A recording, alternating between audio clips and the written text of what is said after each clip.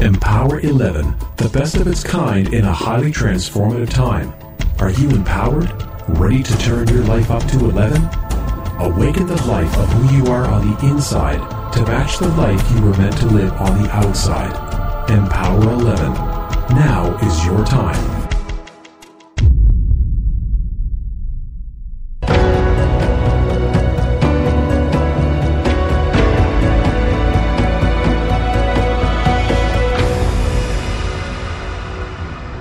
Empower 11 Radio.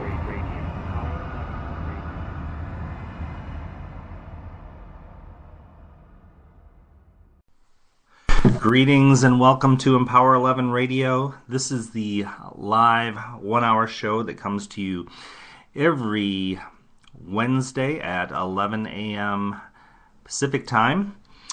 Today is January 3rd, 2013. We are coming to you from Santa Barbara, California. Today's the 23rd, Jack. It's the 23rd? What did I say? January 3rd. January 3rd. Okay. He has a space-time continuum as it still continues. I don't know what's going on with me with this. But anyway, for more information about Empower 11, you can go to empower11.com. That's the word empower, the number 1.com. And we'd love to hear from you, your feedback, comments, questions, concerns, what have you. You can email us. The email address is info@empower11.com. And make sure to check us out on Facebook. It's facebook.com/empower11. Make sure you click like there and keep up to date on all that is going on that is empowering. You're either listening to us live on Spreaker. Spreaker is a free app that you can get on your iPhone or your Android phone. And you can just find us on there, click follow, and you'll be kept up to date on all these live shows. You can go to the Spreaker website, listen to us live. Or if you're not listening to us live, chances are you're listening to us on iTunes from one of our podcasts, because immediately after our shows, they're uploaded to iTunes as a podcast.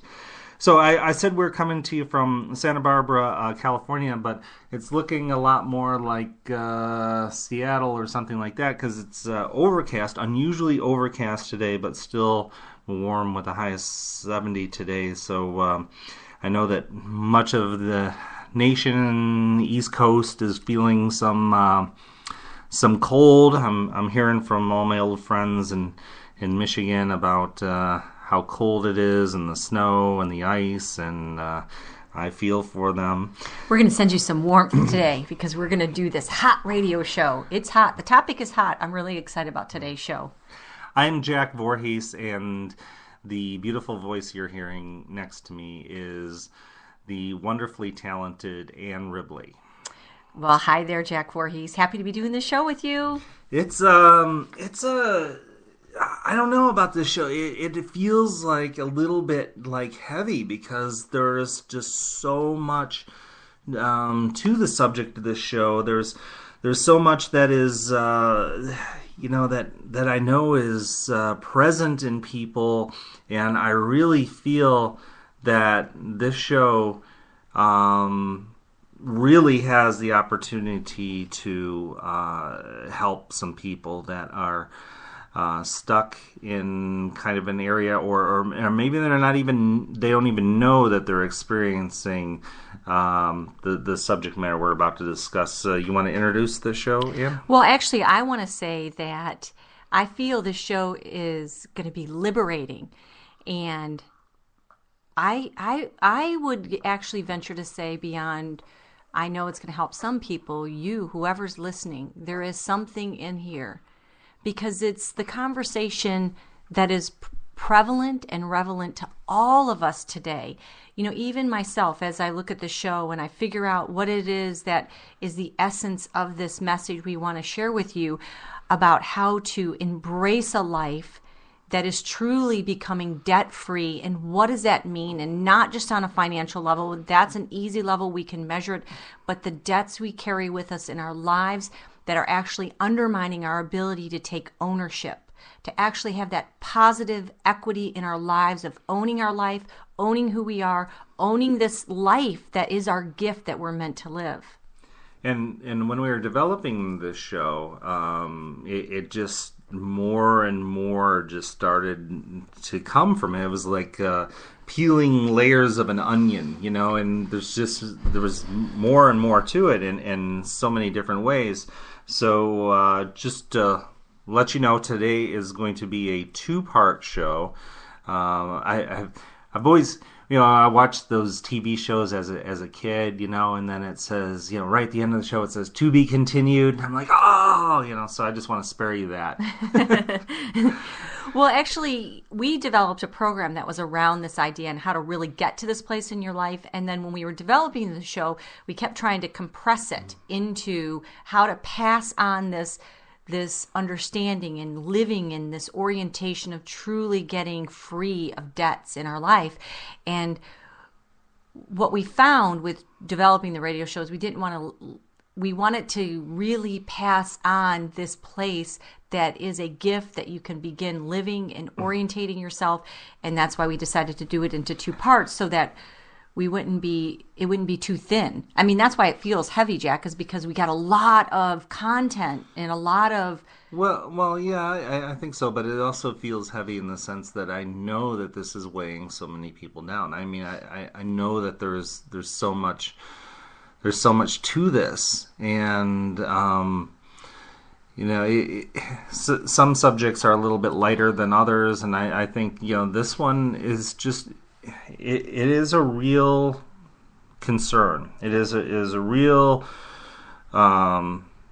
issue that just about all of us face, and all of us have in some sense in our lives. And in my own life, I mean, it's still something that I'm continuing to work on in this journey.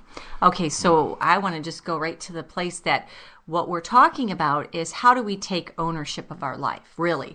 And we have to look at how debts play a part with undermining that ownership, how it's a subtraction, it's a negative takeaway that we do in our lives that undermine this ability to take ownership. Yeah, and people are trying to take ownership. They're trying to do this mastery kind of thing where they're taking control, and or they feel like they're taking control, but a lot of it is in the mind and manufactured. Well, when I say take ownership and going beyond the mastering, it comes to this place where we are now a species of consumption, and we're consuming what's being fed to us in many, many venues, which includes the media, which includes maybe our cultural conditioning, our religious upbringing. And we're consuming such a vast array of orientation to our lives that we've become a species of debt. And in this species of debt, we are trying to master.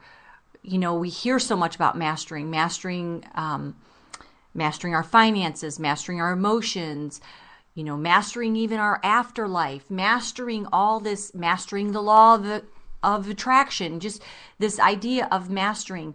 And when we're trying to master something, what it is it's as if we're not the owner of it. And when we get into a place of what's a more empowering place in our lives, is it to be the master of our home, or is it to be the owner of our home?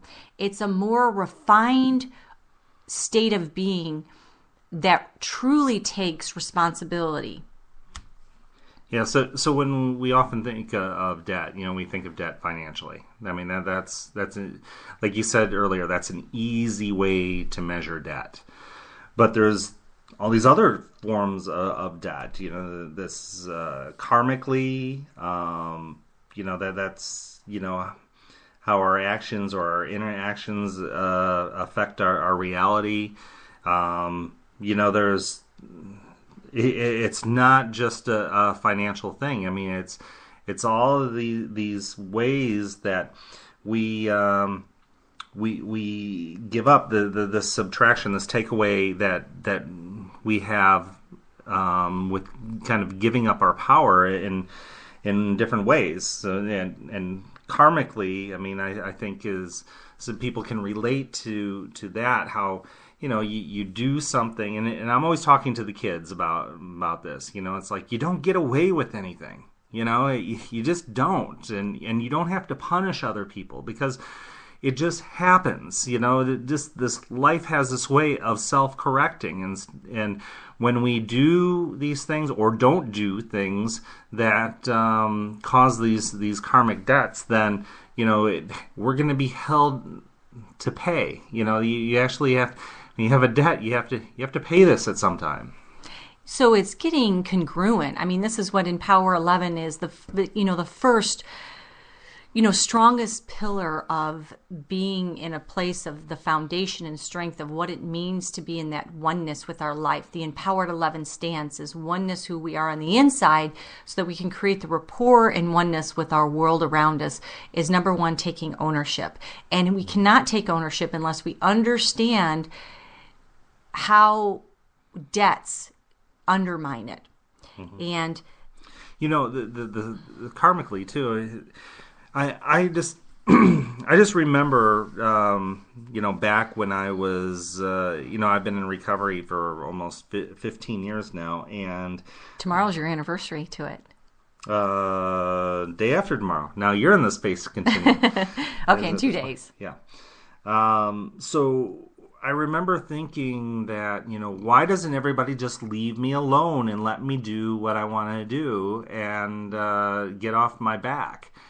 But the thing is that all of our actions, they affect other people. Everything, people that our loved ones of alcoholics, they experience their own pain, their own loss, and the things that these alcoholics do, affect everyone around them. It was a while before I could actually take ownership of that. Yeah, you said that was one of your points of shift to healing yourself, is the realization of how you weren't just hurting yourself, you were actually hurting the other ones around you. And it seems so obvious to us, to other people who are on the outside of that. But let's talk to the aspect of where where someone can be doing that in their lives and they don't understand how that is hurting everyone around them. So you did talk about finances are easy because we can measure it. And I'm saying that when we have debts on any level, it actually bleeds into all the other areas of our life, which then does affect everyone around us. So we can just take the one example of finances and we can say, okay, when we are out of alignment and we have debts financially, it does bleed into all of our other states and our relationships. It bleeds into the rest of our lives, and it does affect everyone around us. So getting into this place where we're in good rapport and we understand debts and how we're actually living a time where we're actually fed and consume the state of living to be indebted. So what other kinds of debts are there? What I mean, I know there's many, but can you give some more examples? Well, then there's emotional debts too. I mean, that's emotional debts are all the things that are based on resentments, withholding love, feeling indebted, where you owe someone does good to you and you owe them something now back. Or the opposite. You can feel entitlement. Yeah, that someone's done not so good to you, or so-called the judging bad, and now they owe you something back. Right. Or this victimization thing. I mean, I know that people feel like, they got the raw end of the deal with life, and and life owes them back. Yeah, they're I mean, you don't carry that. And I recently had a talk with CJ, our 12-year-old, about this, and I said, look at Anne. She was run over by a lawnmower. She lost a portion of her leg, and she doesn't feel like life screwed her. She doesn't feel like life owes her something. She gets up and deals with life on life's terms every day. Yeah, this is that place where we have to, when we become really aware of the energy that we have right here, right now, and we're looking at, am I creating, basically positive equity in my life, or am I creating negative equity by having debts, energetic debts? There's energetic debts, there's emotional debts, there's spiritual debts. I mean, the financial debt, that usually comes as a result of living in a place where we are already emotionally indebted, we're spiritually indebted. Yeah, so then the finances just start to match that, and I can see that. And I know that there's a lot of stress that's caused by financial debts, and that can be harmful to your body. Stress is very, very harmful, and you hear about marriages. Their biggest fights are about financial things, and the cost can be big, but they usually don't start in the financial. I mean, it is a sum of everything else that's going on in our lives. It's a symptom. We're conditioned early on to feel indebted. I mean, religions even teach us that we have the debt of already being flawed or erred in our human condition, and that we're indebted to right that wrong in us, and then we take the conditioning of how well-intentioned parents, and it could even happen in schools. It just happens on so many cultural levels, because that is just the collective behavior pattern we have right now, where we teach making someone feel bad is a way to actually elicit good behavior. So, yeah, and then, a form of control, as well. So we're taught to feel bad, which is a form of perpetuating this flawed behavior in us. And we're taught to feel bad as a way to elicit guilt and shame. Yeah, but I think that the biggest spiritual debt, this biggest cost, is this loss of self. It's a loss of purpose, and that's that leads to spiritual bankruptcy. You're spiritually bankrupt, and those who become in this state, I mean, they're known to be criminals and violent, and I mean that's because they're so lost in themselves, and they lose that connection, that spiritual connection. And the spiritual connection is just so important, because energy flows. And when I first saw my son, I looked at him, and the amount of love that I felt, I knew was beyond humanly capable to love. So I knew I could feel it. I could feel it clear as day, how the energy was being channeled through me of love. And see, that's this place that we're talking about when you say people are spiritually bankrupt and this loss of connection. This is that place where we're already whole, that we're not broken. I mean, there's a lot that, I love that, Jack, that, that when you talk about we're not broken, that people think they're broken, their lives are broken, or, maybe they're flawed in a way that they're not worthy of that wholeness and that pure channeled place of goodness and love to come to them. I want to just talk about how often is it, if if you just started to recognize this in your life, when someone does good for you, how often do you say, well, I feel bad that you had to do that for me when someone has done good? I mean, this is like we're almost trained to not receive. Yeah, somebody buys you lunch and you're like, oh, man, he bought me lunch, I owe you. Or... Yeah. You bought, no, you bought last time. You bought, instead of just like embracing a gift. When somebody gives you a gift, and if they do it in pureness, then they want you to just enjoy the gift.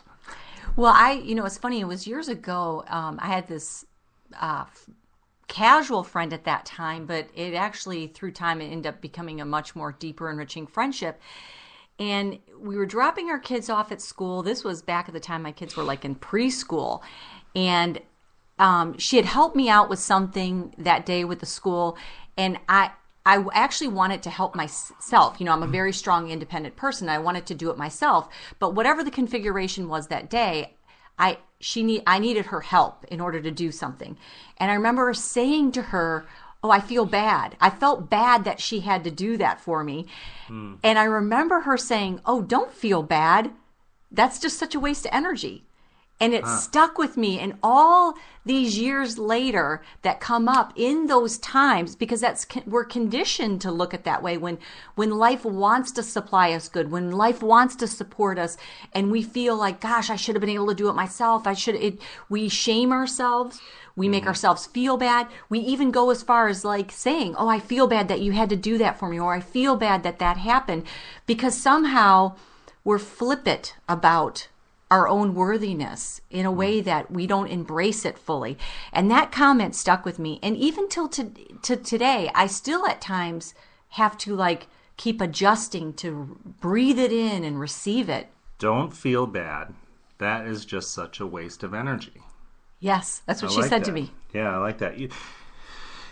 I see people coming in to sit down at the tables of the 12-step programs that I'm involved with, and I see them just with the spirit, just lost in themselves.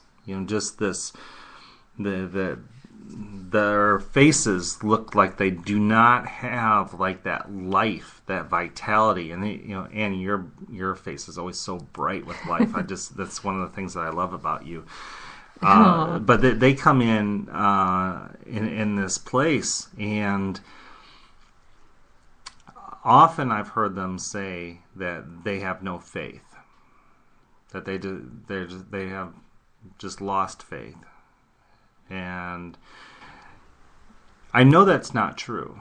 You may have just not be seeing it, but what I say to them is, okay, when you're driving down the road and a car is coming at you 60 miles an hour in the other lane, and they pass only a few feet from you, over and over, every day, this happens. We're used to it. But why? We have faith. We have faith that car isn't going to come over in our lane. And, why do we have this faith? Well, this is a skill that we have in order to live life.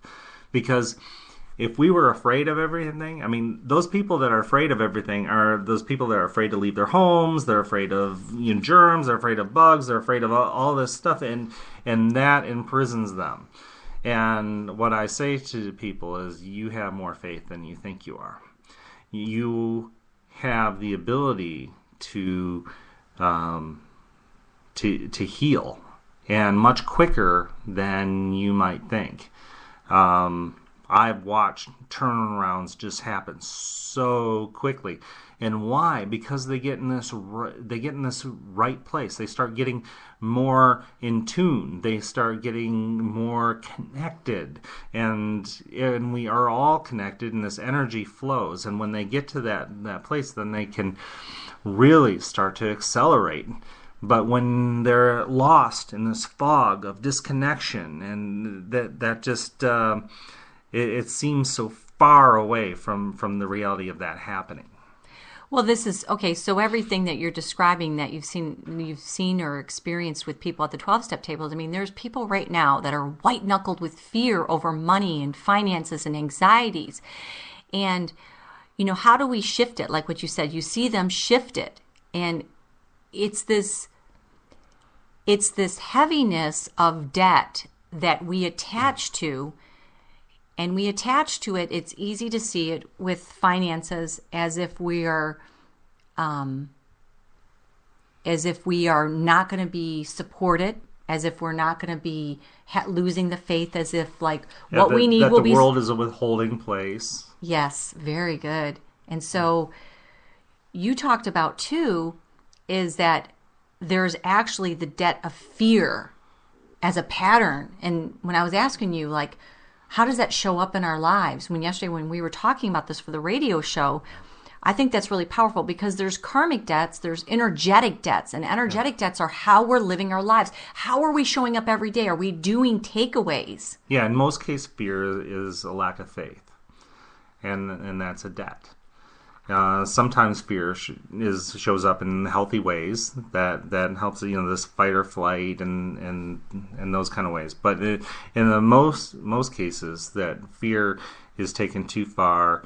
It's people wrap up in it, and it's a takeaway.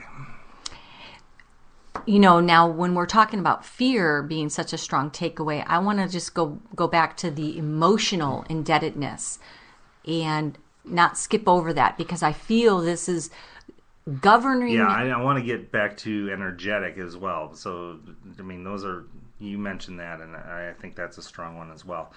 Yeah, emotionally. Yes, resentments. Let's talk about how resentments are a form of debt. Mm-hmm. So we can look at our lives right now, and we can start to see, really start taking an honest inventory of who do we have emotional debts towards. Because if we have those emotional debts towards anyone or any aspect of our life, I had this one story that was coming to me this morning thinking about this. I had a family member who lost a child when he was 18 years old in a spring break accident. And this family member became so resentful to God for doing this to him that he began to become spiritually soulless, because what kind of God would take his son from him? And this bled into all the areas of his life, and you could see how it was affecting the children that he had left to raise, because he became soulless in raising his children. Now, this was a debt that he took on that took away from him owning his life and to be the best that he could be, because of this debt that he had against God. And how many people are living, when we think life has done us wrong, this is like a debt against God, the creation, the divine aspect of the all-loving presence that we think is there to support us, but we think has done us wrong. And it's so misguided. And that type of behavior, I believe, goes against everything our loved ones would want for us that had passed. They would not wish that upon us. Absolutely. And I believe that if they could talk from the beyond, that they would say, relax, man, it's all good here. So it's like no big deal, because this is just part of the process, just a piece of a journey, just a little hill you cross. I know it doesn't feel that way at the time. Oh, no, it feels like huge loss. So my dad had said that to me when I felt like a lot of things were coming down on me in my life when I was going through my major life change. He said to me, "Ann, don't think life is picking on you. This is life." Okay, so how do you cross that over to when these really catastrophic things happen? It is still our job to take ownership and honor this life and not live in a place of debt, because we would be undermining this gift, this positive equity. So we can see that we want good financial, wealthy state of being, but it really begins on the inside. So where are our resentments? I mean, I know I brought up an extreme story and an extreme example of how I'd seen this, but like, I want to look at the everyday interactions, these little places of how we've orientated ourselves, how this configuration now is current in our lives right now, and how that current state actually affects our own currency, which is easy to measure, the currency of finances. But emotional debts, who are we resentful towards? Can we begin to recognize? Well, I always hear that resentments are, I've always heard this, that, having a resentment is like taking poison and expecting the other person to die. Now, the thing about resentments, I mean, from a small level, I use this example of, the guy who cuts you off. You're driving down the road and somebody cuts you off and speeds by. And then you get all pissed off. And you hold on to that pissed off, and then that affects your whole day. So who is hurt by that? This guy who cut you off has no idea that you're pissed at him. He probably didn't even know you were there. That's why he cut you off.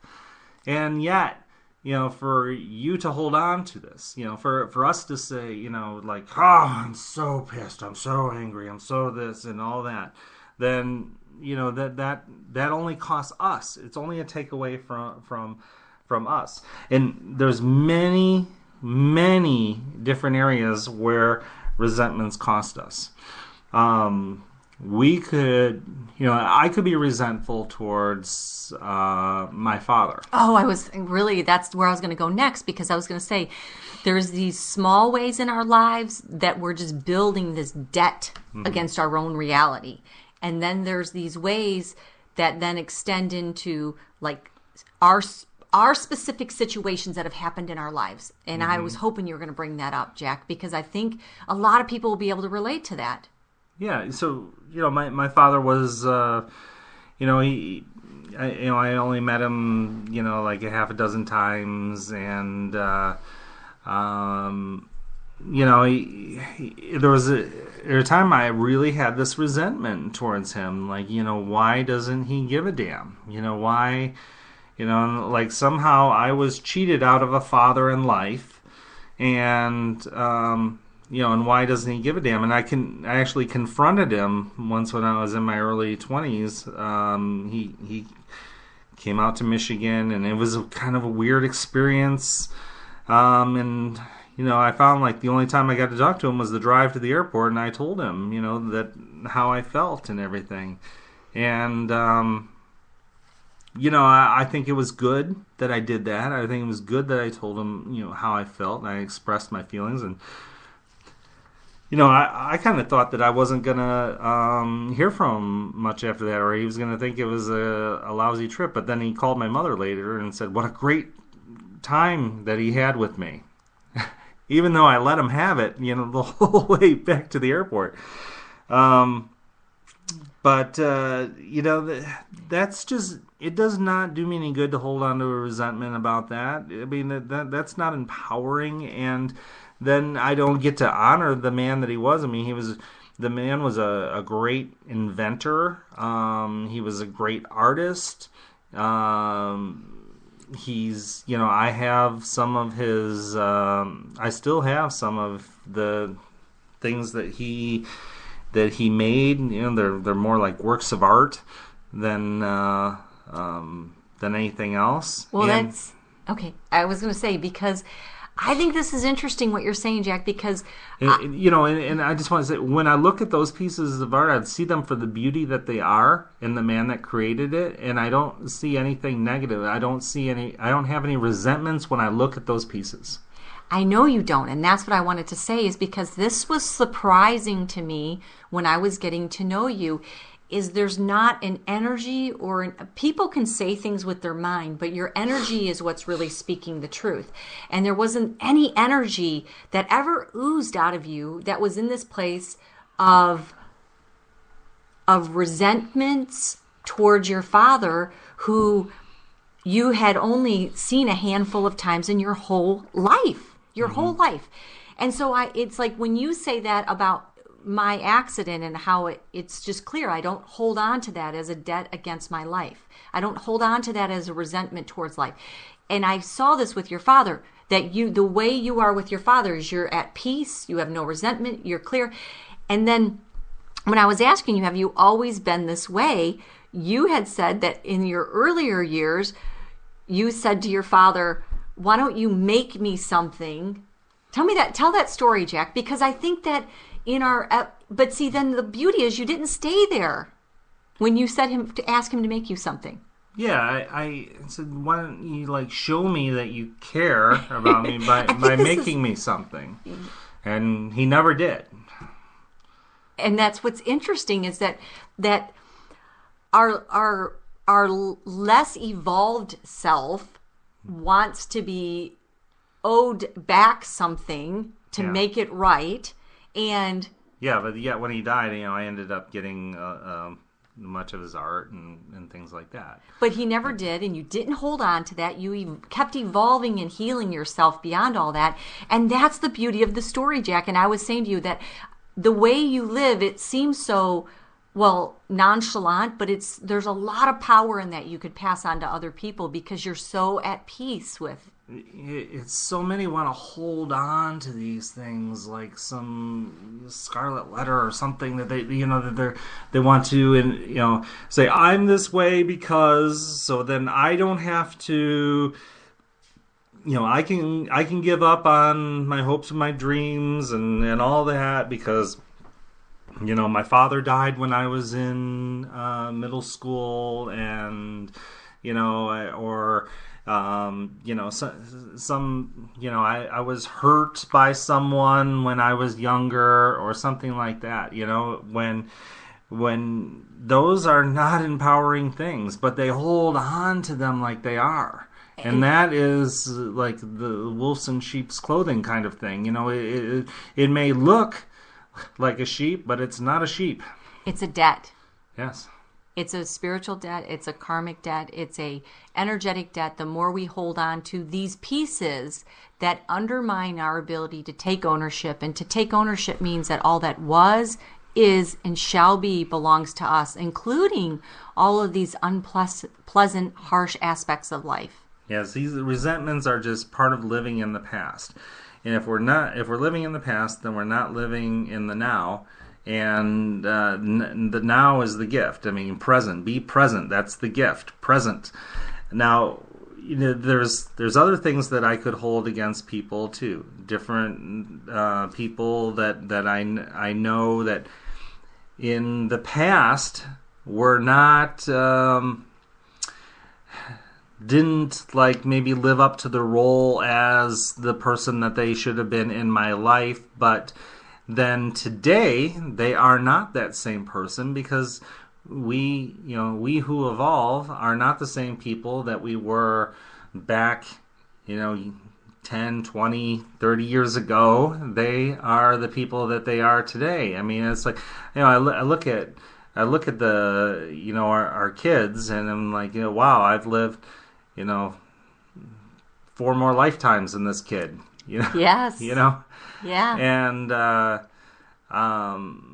so it's, and when I was that kid at that age, I was a different person than I am today. And somebody tried to hold me to that. Somebody recently started chatting with me on Facebook and say, well, you might be this and this, but I know the real Jack. Because you knew me in high school, I was out of my head in high school. I was, I was not somebody I would hang out with today. And so that's the same place we have to look at in our own lives. Is I wanted to say something about resentments, is that we keep going back to the past. The word actually is a form of that, where we keep resending. Resentments come from a resent of information that just keeps repeating itself. And it's this continuous loop that create the debt, that entrench the debt. Just like we know this in finances. When we do the continuous loop of borrowing, taking away from today, and then we're pushing it out at a later time before we're going to deal with it, we are creating negative equity, negative debt in our lives. So now that's the same aspect that we do when we do behaviors that are incongruent, that we're borrowing against what we should be doing today, what we should be in our place of owning what is today and taking ownership of it. It's like this idea of denial. Denial is a form of debt as well. Oh, yeah. Because we're pushing it off into the future to deal with it. Yeah, or we're trying not to deal with it at all. Like, if you don't look at it, it's what is that, the monkeys, the see no evil, hear no evil, whatever. That is, that doesn't mean that evil does not exist.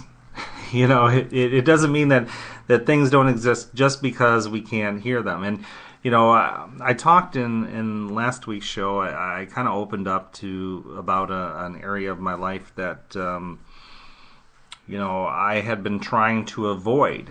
I had been trying to not experience. I've been trying to, not let myself feel what I needed to feel, not look my demons in the face and what have you. Some might say, anytime I felt this a glimpse of a memory coming back from a horrific childhood experience, I would go immediately for a drink or a drug and get myself to the place where I didn't feel. And that isn't empowering. So it wasn't until later when I went through that, that I was able to go through, deal with these things head on and bring them to light. And anytime you bring anything out of the darkness into the light, they lose their power. A kid looks in the closet, sees a monster, turn on the light, you see it's a teddy bear. I want to talk about this energetically, and this energetic debts, because this is powerful, because that's energy. So how can they get in this debt place of energy? Because that is not a good place to be, because energy is what we need to empower ourselves. Yeah, I like to look at, if we were to try to measure the shrinking of our power, of our ownership, like the same way we could measure debt, like the same way we could measure money. Where would that shrinking of power, how would it look in our fulfillment, in our purpose, in our relationships, in our wealth, in our health? Then I come to the place where, okay, let's look at our patterns of non-empowering energies that we're doing, that we're feeding this shrinking and this disempowering state. What are those patterns that we do? Like gossip, anger, spitefulness, sadness. These are all, if we could measure the effect that these patterns, these disempowering patterns of energy, if we could measure them like the way we can measure debts on a spreadsheet with plus and minuses on our bank account, and we could see, wow, every time this is happening, I'm subtracting from my overall bank account, my overall ownership. Wow. Yeah, I mean, because that would be such an empowering thing to see, because I know spitefulness, when you're in the act of spitefulness, can seem like it's highly energetic. Yes, right. Like it's like bringing you really high energy. But, on the karmic level, I mean, you're creating a huge debt. And the thing is, it doesn't, just because it feels this way, just because you feel some way, does not make it so. So then that comes to, if we could measure that act of every time we gossip, that energetic debt we're creating back to our lives of dishonoring somebody, of our life being dishonored. That experience of dishonoring coming back to us. If every time we vengefully had every ounce of our being say it was right to be spiteful to this person, that life is spiteful and revengeful back to us, when we understood that debt we're creating. Oh, and you can have all this righteousness too attached to it. You know, this like he deserved it. He's a son of a bitch. He deserved it. You know, I did this to him, and I feel good about it. Yeah, and that place is when you can surrender that to know that life will balance it out, and you don't have to be the person who carries that debt and balances out those karmic scales. That's a conversation I keep having with the boys. That's right. Yes, you don't have to punish somebody. They will. The universe will correct. The person that you have to be responsible for is yourself. Mm-hmm. I mean, it's like, wow, it's amazing just raising kids how it actually fine-tunes your place in life, because you can see so clearly on such a silly level, but we do those same behaviors in mask in our sophistication, with how we could be gossiping about the coworker, with how we could be getting revenge against the really righteous, wrong, wretched boss. Yeah. I mean, children teach us so much. It's just parenting in general teaches so much. You know, and it's like we need to parent ourselves. You know, this early conditioning is really important because, I mean, we can be conditioned early that in ways that society teaches us that, like, that we don't have to carry on to our children. We can teach them a different way. Like society, you know, we live in a consuming society. If you have more, you are more. I mean, that's everything you see in advertising, everything you see on TV. If you have more, you are more. If you are what you drive, you are how you dress, you know, you are all those things. And it's completely appealing to ego. And, you know, and if you have less, you are less. Okay, so now how does this translate to debts? Well, it when people spend money to emulate those belief systems that they have been consumed and trained and culturally indoctrinated to live from, we can see how they could be spending money in order to live at that level. I need more, need to get more, to be more. Now, how, you know, we can look at that same behavior pattern and how it translates, not even just with money, is that somehow that place where we are flawed, that we are not enough and more and whole in just who we are. And we've abandoned that very core center point of what we're born with, which is we are whole. We are not broken. Yeah. We have everything we need already. And all we got to do is continue expanding. And expansion does not live in debt. Debt is the takeaway. Expansion is compounding energy.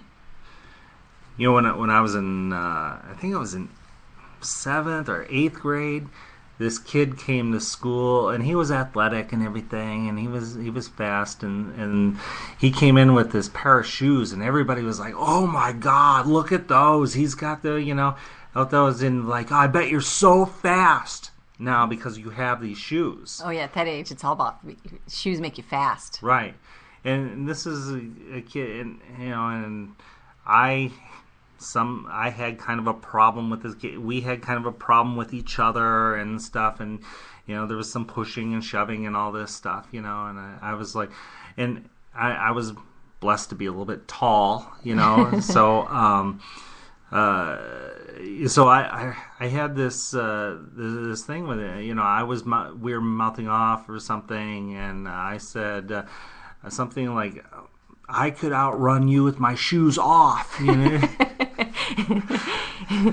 And then we were supposed to have this big race where we were going to race with our, you know, I was going to race with my shoes off, and I was going to show him and all this stuff, you know. And we never had the race for whatever reason, but it just occurred to me, you know, like, you know, how, you know, we can be envious of people have this because they And are those more, are but- debts. When but we it- begin to understand, those are debts that take away us owning our own lives. When we understand that orientation Yeah. is lacking. Yeah, so some people like actually hate people because they have so much. You know, it's like I just like I hate him. He has this, he has that. It's like I'm Yes. so envious that I hate him. Yes. And those are debts. This is looking at how do we really get to this place. And the reason why we do is we believe we're lacking something. Yes, and you know a lot of these we talk about this early conditioning. I mean, these things are taught. You know, these things are taught by society. You know, in commercials, things like that. Teachers teach. You know, like they can often discipline through humiliation. That is a difficult thing when you're a kid. You know, to have those kind of learning experiences. To taught that, you know, hey, we are not okay with who we are. These, you know, and parents. Well, it's this idea of feeling bad, which is I was mentioning earlier, but there's a lot of depth we can cover in that subject. It's making someone feel bad, which this happens in marriages and in relationships and in parenting, where we make someone feel bad, which is a form of a debt in order to get good to come back to us. And it's not a strong ownership place in order to really free and liberate our lives in the way that we want to expand ourselves. And things can get really skewed in this kind of Reciprocation. energy and Yes. stuff, you know, and then you can come back down to, I'll show you, screw me. Yes. This is the kind of thing, like, I'm going to show you because I'm going to hurt myself, and then you'll feel, you know. I know these expectations that people put. I mean, it's like, well, I did this for him, so he should have done this for me. So I thought if I did this, then they would do that. Well, surely they would do that. And then when you're doing these things with these expectations, then it can all get askewed, and it's just karmically incorrect. It's not an empowering place to be, but people get into it. I mean, it's easy to get into this place because it's harder to slow down and practice awareness and look at where you're at, why you're doing what you're doing. Do my actions line up with the person that I am? Am I using good energetic energies in my thinking and my thought processes and stuff? You know, where do I need to improve in myself instead of like looking on the outside? We're getting ready to come to a full moon that's coming up in a few days. And I want to, in like 4 days, there's a full moon. And that's the perfect time to do a release. And that's bringing light to when you said bringing light to the darkness. And I want to give everybody a how to start releasing some of these debts in their lives. I mean, there's a lot more to the show, but this one specific thing, I want to talk about how right now when we've just brought some awareness and some light to what are the ways in which we are operating from debt, and how this debt bleeds into all the areas of our lives, and how can we start releasing it, such as resentments, such as holding patterns that don't serve us. You know, how do we get to this place where we don't make ourselves feel bad, we don't make other people feel bad? I just want to talk about how there's this one exercise that we can do, and it's we can write it right, and what we do on what you can do on the full moon. And you can actually do it right now today when you get done listening to this, is actually to begin to relieve these debts in our lives. Let's say there's a conversation, or let's say there's somebody, or even a situation that we feel has been unfair, that has done us wrong, that on some level we have a debt towards this.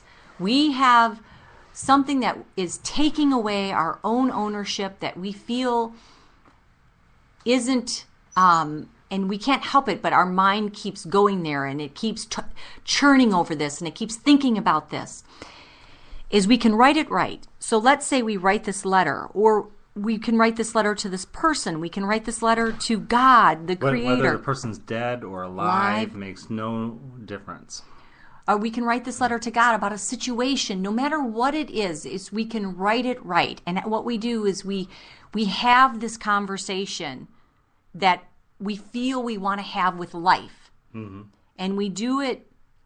And, I learned the power of this in my 20s when I was, during my college years, I had this relationship with this one guy, and I felt like there was some different misunderstandings that happened, and I didn't feel it was fair in the way certain things came out. And my brother had just come back from this vision quest with Sun Bear, who was a medicine man at that time, and he taught me this way to have this conversation with somebody, because we're all connected. And there is a universal intercom that we can use. And it's not about, people think that they got to tell this person in order to make it right, or to erase the dead, or to make the scales balance themselves out. And so when my brother taught me on how to have this conversation and how to, and I'm sharing with you on how to do it with the full moon ceremony, or how to write this letter, or how to do it in a ceremonial kind of way. And that's what he did. Is I had this conversation, not with him, but in this universal intercom, so to say, way. It was really interesting. And I expressed everything that I felt I wanted to have with this person, with this guy that I had this relationship with in college. What was so interesting, and this is what stuck with me, is that when I ran into him later, like a month later, he came up to me and he said, "Hey, Ann, I want to apologize to you for," and he listed and spoke to me as if he heard the whole conversation that I had, which I never had with him. Now, I feel the gift that gave me, and it always stuck with me, is that we can be heard. And it doesn't have to be directly with that person. And I didn't even need him to come back and say, "I heard you." But we can be heard. And so what I've learned in this gift of writing these letters, or doing some sort of ceremonial thing and writing it right, is that when we have these situations come up, write it all down, say it. Either find a confident person you can say it with, or write this letter where you burn it in. Yeah, that can be powerful, because when it's writing it is very powerful, because you're giving clarity to what's in your head, and you're putting it down on paper, and it becomes not just in your head, it becomes something physical. But then when you actually speak it, when you actually say it to somebody else, not necessarily that person, this is the key that I want. I mean, but just saying it with someone you trust. Yeah, then when the words come out of your mouth, it is a very healing thing. It really makes it so that, it really solidifies that it is. If you write it down, when you write it down, it can be like the tree that falls in the forest. If nobody hears it, did it make a sound? But when you actually say it, you take it to that next level. The writing can be very healing in itself. The point but is the speaking of it, the actually saying it, the words coming out of your own mouth, and hearing your own mouth, the words, through your own ears. Well, okay, so I totally agree. We got to find our way into that, and however we do it is a start. And here's the key that I want, that I feel can help someone who has certain debts that they want to release, and these debts being resentments, these debts being grievances towards life, these debts being places that are takeaways, energy undermining, the good ownership equity of our own life. And what happens is when you've spoke it or you've written it, is then you can tell your mind when it wants to go back there, when it wants to keep resending that information back to you, is you've spoke your piece. And it begins to give space to it. You've been heard, you've spoke your piece. Even if it hasn't been to that person, that is a highly empowering place that when you can start taking ownership of your mind by telling your mind, you have been heard, you've spoke your piece. Every time it wants to rehash in conversation internally. Absolutely. So take advantage of that tool. This full moon coming up. We always do that. That's a ceremony that we have ourselves in our family, and it has always served us well.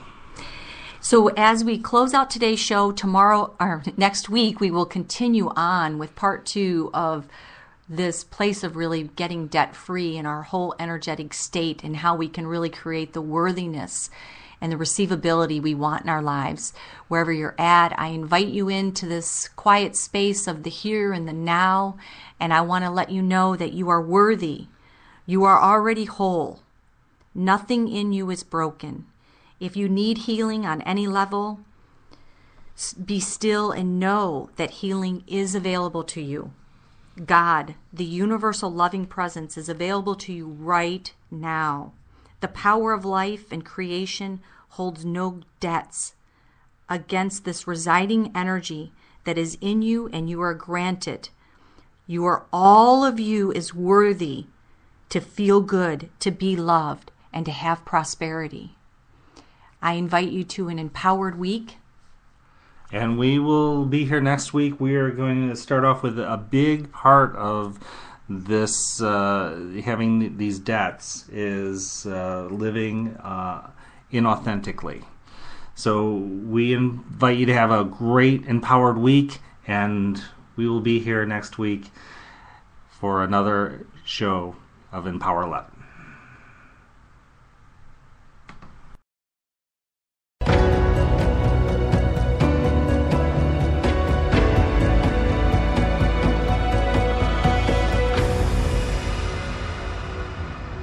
Empower 11 Radio.